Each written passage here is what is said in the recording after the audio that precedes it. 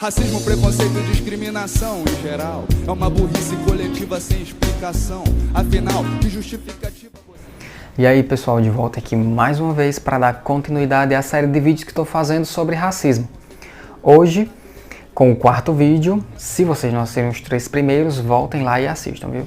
Nesse quarto vídeo, eu vou falar especificamente sobre o racismo do Brasil, né?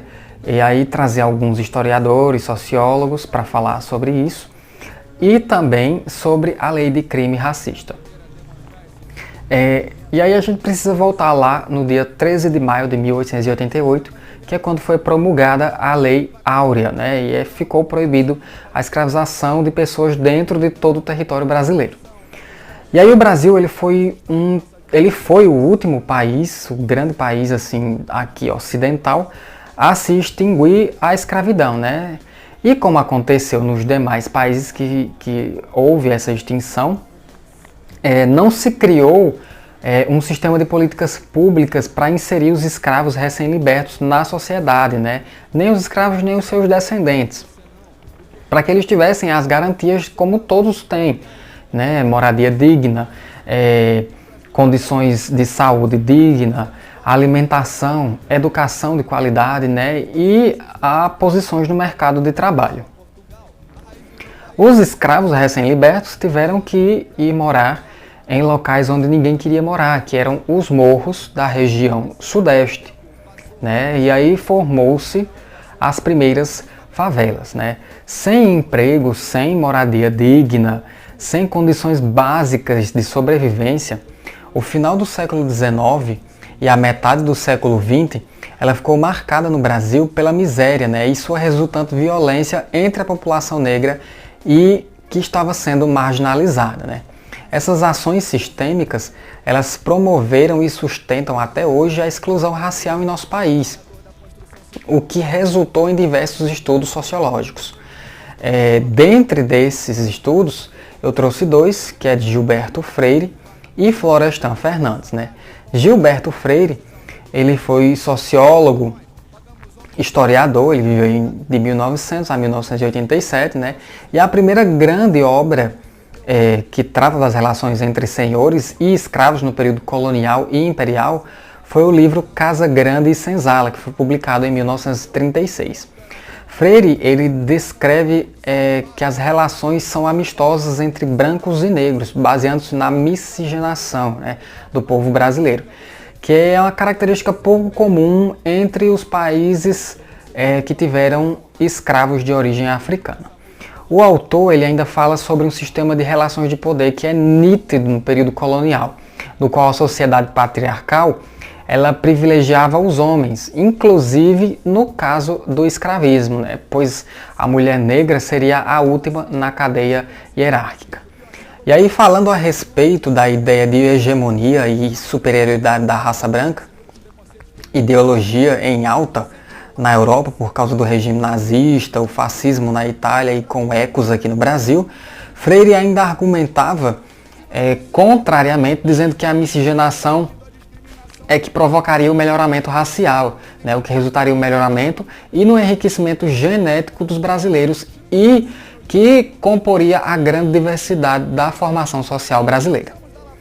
E aí já Florestan Fernandes, que viveu de 1920 a 1995, era sociólogo, político paulista, né, era crítico às ideias de Gilberto Freire. Fernandes ele dedicou-se a estudar as relações entre miséria e a população negra no Brasil. Sua tese de livre docência, defendida na Universidade de São Paulo, que foi intitulada A Integração do Negro na Sociedade de Classes, trata do racismo sistêmico, né, e da persistência na segregação dos negros na economia brasileira, que na visão dele, de Florestan, começou com a escravidão que nunca foi superada. A visão de Florestan abre espaço para críticas em relação à democracia racial proposta por Gilberto Freire e abre os olhos de intelectuais do Brasil, né? Que o racismo ainda existe de uma forma estrutural em nosso país. O fato é que houve por aqui um predomínio muito forte do racismo estrutural, como eu disse, né? Durante anos imperceptível, né? Ao passo que nos Estados Unidos havia um sistema oficial de segregação de raças. Lá era mais nítido, né? O que levou a uma grande revolta dos movimentos negros contra essa discriminação. Nos Estados Unidos, personalidades como Martin Luther King, Rosa Parks, Muhammad Ali, Malcolm X, além dos movimentos radicais como as Panteras Negras lá, né, eles lutavam utilizando-se da resistência pacífica e outros do combate contra a segregação. E aí a gente vai para a lei para o crime de racismo. Em janeiro de 1989, foi sancionada a Lei 7.716. Eu acho que eu falei isso lá no primeiro vídeo. Que tipifica como crime a manifestação direta ou indireta de segregação, exclusão ou preconceito com motivação racial.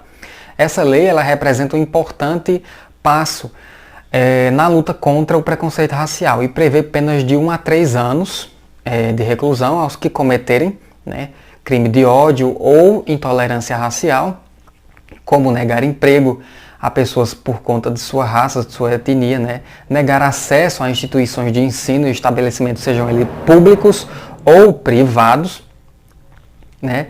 E aí, quando o crime de incitação ocorrer em veículos de comunicação, a pena pode chegar a 5 anos, né, se for aberto. Essa lei também torna crime a fabricação, divulgação e comercialização da suástica nazista, né, para fins de preconceito racial. É isso, pessoal. Esse quarto vídeo foi basicamente isso, o que foi o racismo no Brasil, o que é o racismo no Brasil, que ainda existe, e a gente precisa acabar com isso. Um beijo a todos e espero vocês no próximo vídeo.